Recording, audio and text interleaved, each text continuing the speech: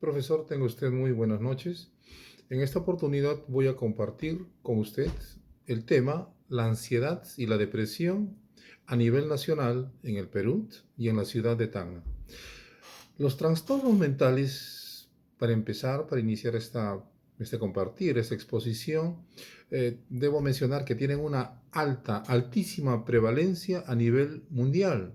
Tomemos en cuenta algunos datos que nos van a- a permitir tener una visión más objetiva y más amplia, ¿no?, del panorama de lo que son los trastornos mentales, ¿no?, en el mundo, claro.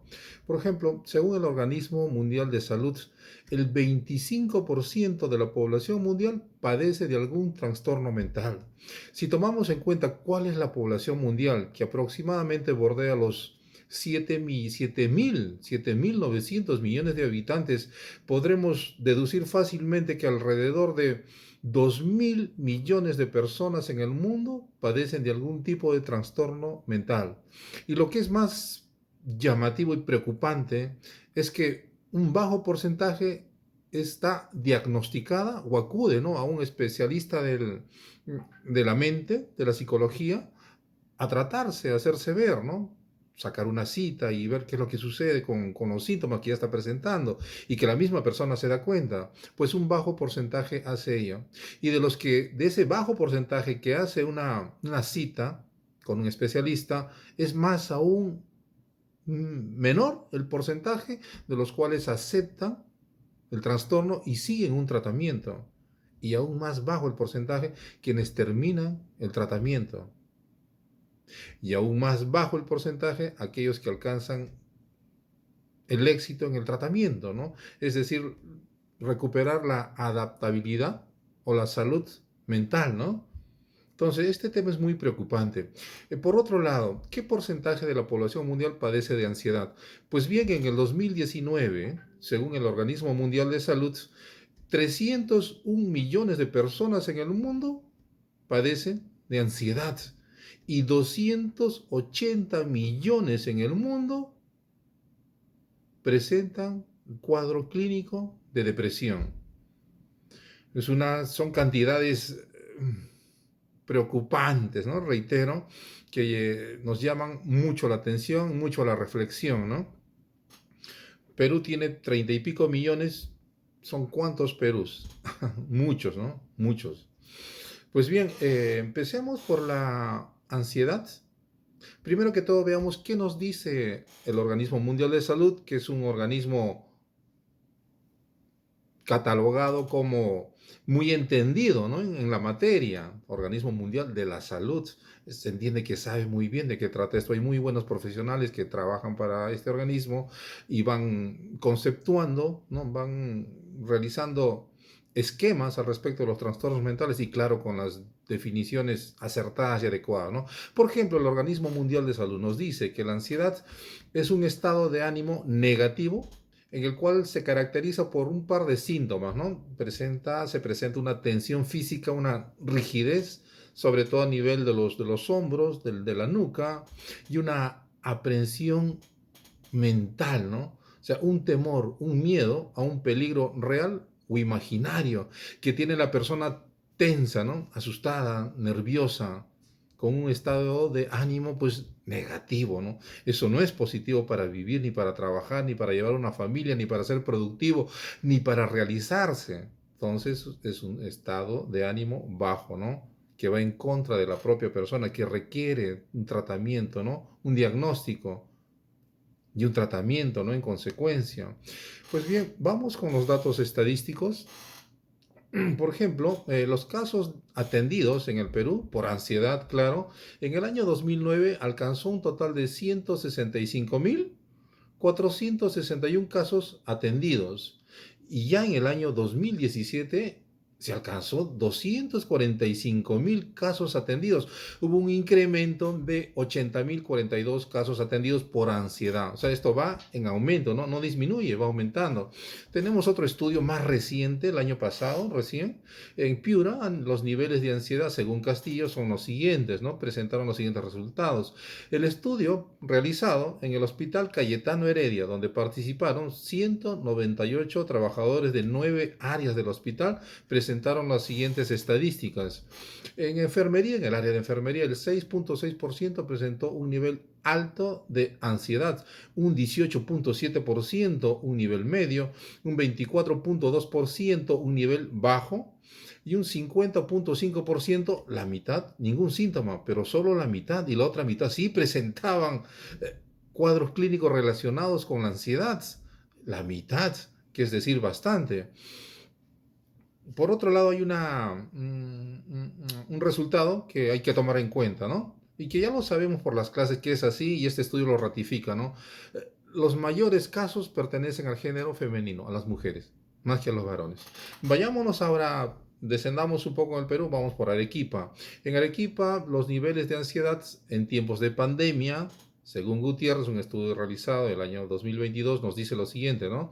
En los adultos presentaron niveles de ansiedad en un 23.3% y jóvenes, las personas jóvenes, en un 37%, o sea, mucho más. Las mujeres presentaron un 37.7% de niveles de ansiedad y los hombres un 33.3% de ansiedad. O sea, se conserva esa prevalencia, ¿no? En cuanto a las mujeres con respecto al trastorno de ansiedad. Ahora vamos a Huancavelica, vamos un poco a la zona sierra de nuestro país. Vamos a ver los niveles de ansiedad en tiempos de pandemia también, ¿no? Este estudio fue realizado por la DIRESA, la Dirección Regional de Salud de Huancavelica, y nos dice o nos transmite los siguientes resultados que debemos de tomar en cuenta. Por ejemplo, en el año 2017, según la DIRESA, en Huancavelica se detectaron 2007 casos, ¿no? Los cuales fueron atendidos. En el año 2019 se detectó, ya 2019, 2.819 casos. Fue ascendiendo 2019 antes de la... a ver, claro, antes de la pandemia. En el 2020 se detectaron 4.025 casos, casi se duplicó, un 70-80% más. En el año 2021, ya en plena pandemia, se atendieron 1.098 casos. Esto descendió, ¿no? Y descendió bastante. Pienso que fue porque ya pasó la crisis en la que todos estábamos con mucho miedo, inclusive si es que íbamos a seguir viviendo, ¿no? Era la preocupación de todos, porque no había una vacuna, no había una cura.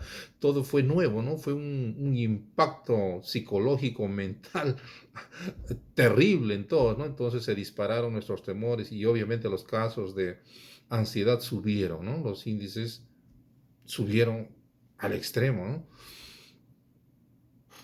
En Huancayo, seguimos por la zona sierra del país, los niveles de ansiedad según Paredes en el 2022 presentan los siguientes índices porcentuales.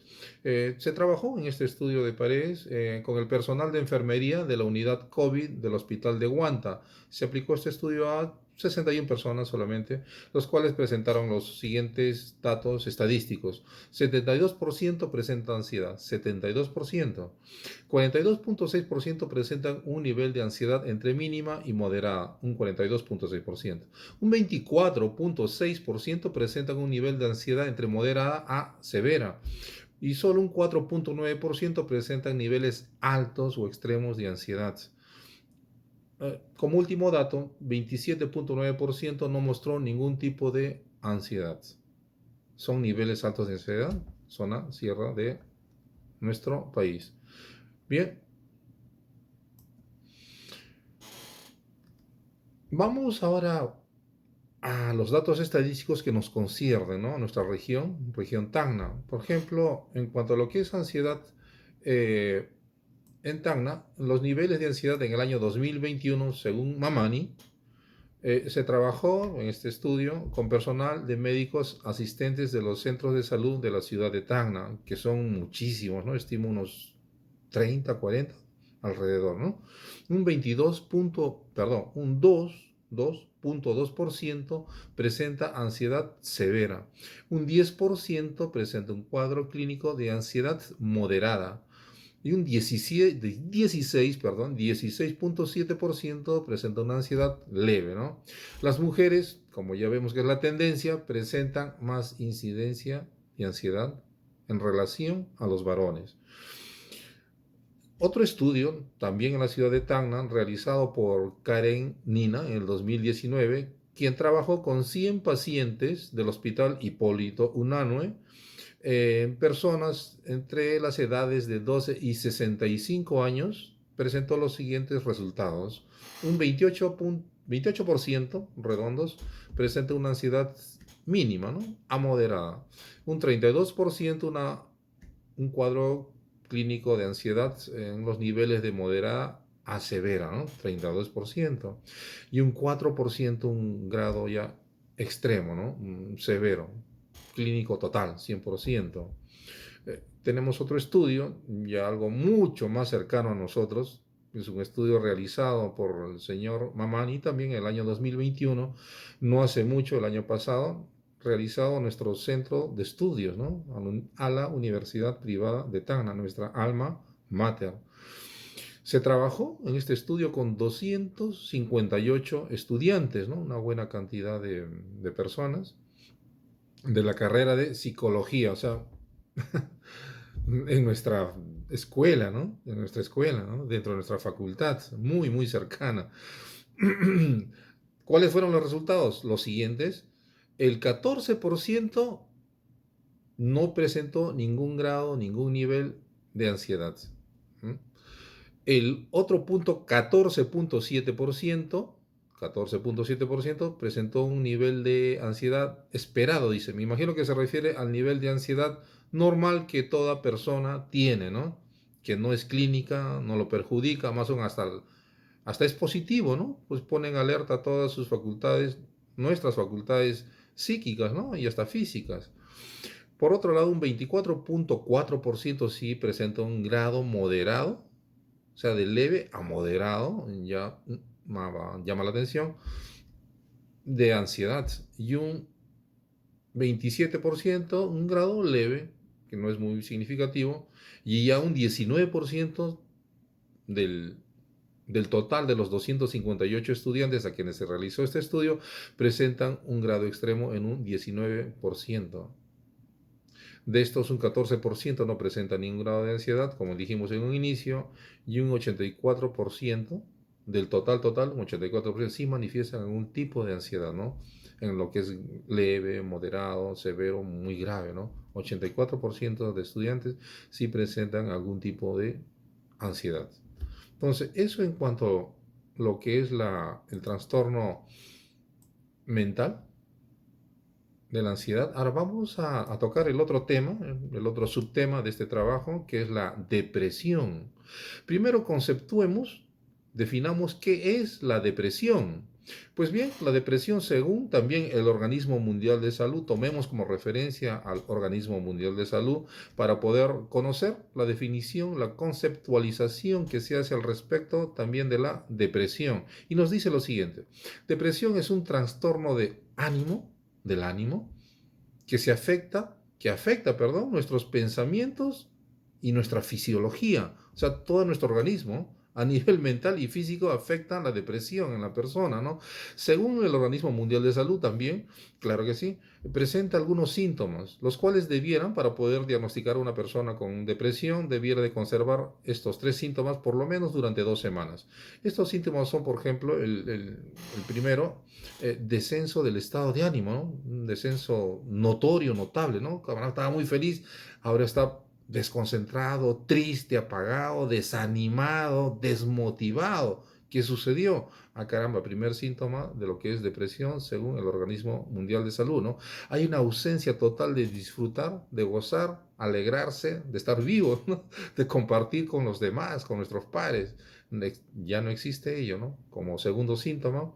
Y como tercer síntoma, que debiera presentarse por 2 semanas mínimo para poder diagnosticarse como depresión, según el Organismo Mundial de Salud, está la inamovilidad, ¿no? La postración mórbida, ¿no?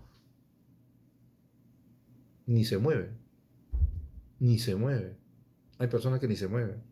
Y claro, amén de otros efectos u otros síntomas, ¿no? Por ejemplo, podemos ver algunos también como la falta de apetito, la falta de sueño o desórdenes, ¿no? En el sueño, desórdenes en lo que es la ingesta de alimentos, falta de concentración, ¿no? La baja del líbido, ¿no? Sexual. No hay, un deseo, ¿no? Normal, claro, ya no se presenta, al menos en ese periodo, ¿no? Del trastorno depresivo. Entonces, si esto se presenta, estos síntomas, durante 2 meses por lo menos a más, claro, entonces se le puede diagnosticar, según el Organismo Mundial de Salud, como un trastorno de depresión que la persona ya desarrolló y es más, hasta lo manifiesta a través de estos síntomas, ¿no? Veamos ahora los datos estadísticos que son muy, muy importantes para entender mejor en qué va nuestro tema, ¿no? El desarrollo de nuestro tema, claro. Por ejemplo, veamos los casos atendidos en el Perú por depresión. Veamos primero algunos estudios realizados por el Ministerio de Salud en el año 2018, no hace mucho atrás. En el año 2019, nos dicen, se alcanzó 105.300 casos atendidos por depresión, que es bastante. Y recordemos que no todas las personas que sufren del trastorno de depresión se atienden. Es más, no saben que lo padecen incluso. Ese es otro factor, quizás de muchos perjuicios, de mucho daño a la sociedad, a la familia, a la persona. Las personas que padecen de trastornos mentales, como estamos viendo ahora de la ansiedad y depresión, este segundo subtema, no conocen que lo están padeciendo, no saben de qué trata. Simplemente lo catalogan como que tiene mal carácter, o que ya se le va a pasar, o se le bajaron las pilas, con frases populares, digamos, que solamente manifiestan un desconocimiento, no por mala voluntad. Son personas que no han tenido la oportunidad de informarse, de educarse, ¿no? O de que les informen. El Estado tiene, pienso yo, esa responsabilidad, pero dadas las evidencias no lo está cumpliendo como debiera, ¿no? Con la responsabilidad que tiene. Porque con los recursos cuenta. Claro que sí, se devuelven millones al Estado que no se invierten en salud en este caso, en información, en prevención. Entonces este punto es un punto fuerte, ¿no? Bueno, estamos adelantando un poco quizás las conclusiones, pero es bueno mencionarlo, ¿no? ¿Por qué esta cantidad, ¿no? Y tomemos en cuenta que hay mucho más que esto. Esto es lo estadístico, lo que está escrito, digamos, pero lo real, o sea, el total, no está escrito. Está quizás en el sufrimiento y en la pérdida de muchas cosas en las personas, en la familia y en nuestra sociedad misma, ¿no? Eso es bueno conocerlo, tenerlo presente y sobre todo hacer algo al respecto. Bueno, en la carrera de psicología nos estamos preparando para hacer algo al respecto. Baltasar, en el año 2020, realizó un estudio hace 59.000 padres y madres de niños de 6 meses a 6 años. En ese estudio se demostró que el 81% de estas personas, de estos 59.000 padres y madres, presentaban depresión y ansiedad también. 8 de cada 10 personas de estas 59.000 padres y madres presentaban cuadros de depresión y algunos comórbiles, o sea, más ansiedad, ¿no? En Puno, otro estudio en el año 2019 realizado por el señor Mamani, bueno, muy estudioso este señor, tiene varios estudios, realizado este estudio a 384 pacientes de 20 a 50 años en este grupo etario del Hospital de Juliaca, tomando como referencia sus historias clínicas, constató que 71 personas presentaban depresión de los 384, el equivalente a un 19%, donde el 45% de este 19% pertenece al grupo etario de 20 a 30 años y un 35% pertenece de este 19%, de estas 71 personas de las 384, presentan un 38%, ¿no? Ese 38% pertenecen al grupo etario de 20 a 30 años. Entonces vemos que los jóvenes son los que tienen una alta prevalencia en lo que es depresión, ¿no? Al menos en este estudio realizado por el señor Mamani en la ciudad de Puno. Veamos ahora qué sucede en Cusco. En el año 2020 se hizo un estudio realizado por el señor Olavarrera a 184 pacientes del Hospital Regional del Cusco, donde 22% de estos 184 pacientes presentaron un cuadro clínico de depresión. 22% presentaron un cuadro clínico de depresión. 16% fueron casos dudosos, no se llegó a diagnosticar, y existiendo además un 8% de comorbilidad, o sea, aunado a la depresión, la ansiedad. Hubo un 50% de cuadros agudos en estos 184 pacientes y un 50% de cuadros clínicos crónicos. 50% de cuadros agudos y 50% de cuadros clínicos crónicos. Dentro de estos, dentro de este 22% que sí presentó algún tipo de trastorno por depresión. Por otro lado, veamos en la ciudad de Lima,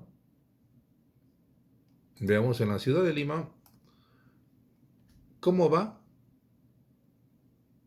la depresión en el síntoma que conocemos y hemos aprendido en clase, que tiene que ver con los pensamientos suicidas. Esto nos hace referencia a un caso ya extremo, agudo, de lo que es la depresión. La depresión severa tiene como característica, sabemos y hemos aprendido en el curso, ideas suicidas. Y efectivamente hay un porcentaje de personas con depresión que llegan a hacer efectivo el suicidio y se suicidan por depresión. Por esa pena enorme, ¿no? Esa tristeza oscura y sin fondo y sin término, que es propio de este trastorno, que los llega a hacerse sentir totalmente vacíos, inútiles, desesperanzados, de tal forma que quieren acabar con ello. Y la única forma de acabarlo totalmente, acabarlo, es a través de quitarse la vida, ¿no? Se extingue la vida, se extingue el dolor, se extingue la pena, se extingue la depresión. Entonces esto es parte de una parte, digamos, tristísima, una parte alarmante de lo que es una depresión severa, ¿no? Pero recordemos que una depresión severa empieza con una depresión leve, y si no se le hace un tratamiento, un diagnóstico y un tratamiento, esto va desarrollándose hasta llegar a esos extremos, ¿no? O como sucede con las personas con otro tipo de trastorno, ¿no? Los psicópatas, los esquizofrénicos, a quienes, si es que no se les aplica un tratamiento como producto de un diagnóstico oportuno, las personas quizás ya nunca recuperen su equilibrio emocional, nunca recuperen su cordura y terminen en un manicomio, ¿no? Encerrados de por vida, muertos en el olvido. Entonces es muy importante el diagnóstico, ¿no? Es muy importante el tratamiento en el momento adecuado, antes de, no después de que ya no hay solución, ya no hay retorno, ¿no? No hay regreso.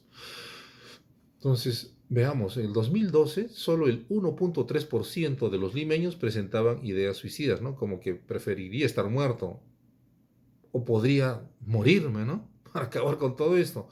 Y en el 2020, miren, recordemos que en el 2012 solo el 1.3% de limeños presentaban ideas suicidas, pero en el 2020, ya en plena pandemia, el 8.6% presentaban pensamientos suicidas, haciendo un total de 550.000, más de medio millón de limeños, personas que han nacido en Lima, que viven en Lima, que tienen ideas suicidas, ¿no? Que prefieren estar muertas o han deseado estar muertas.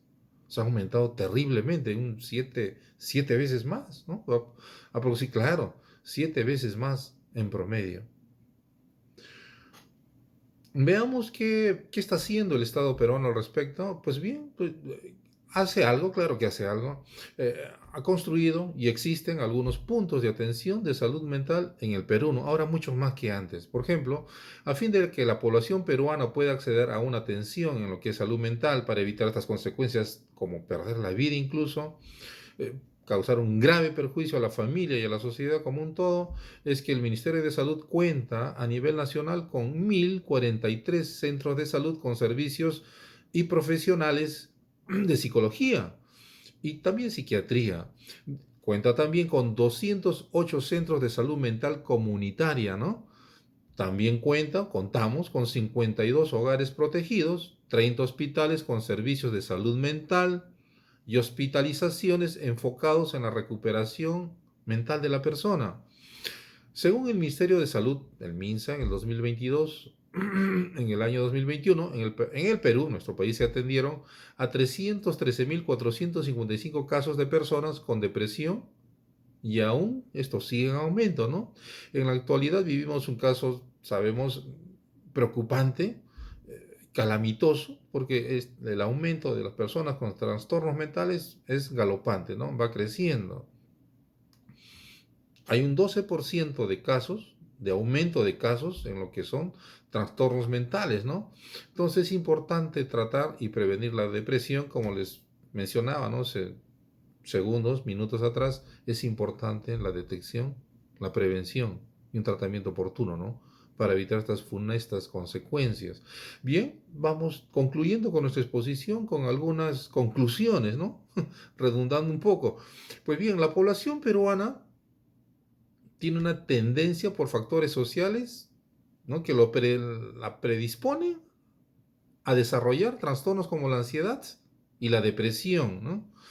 La pobreza, la pérdida de trabajo, el fallecimiento de familiares, más con la pandemia que todos hemos padecido y sufrido, pues esto ha aumentado terriblemente, ¿no? Pero aún aparte de la pandemia, igual, actualmente la situación económica es incierta, ¿no? Y siempre lo ha sido, ¿no?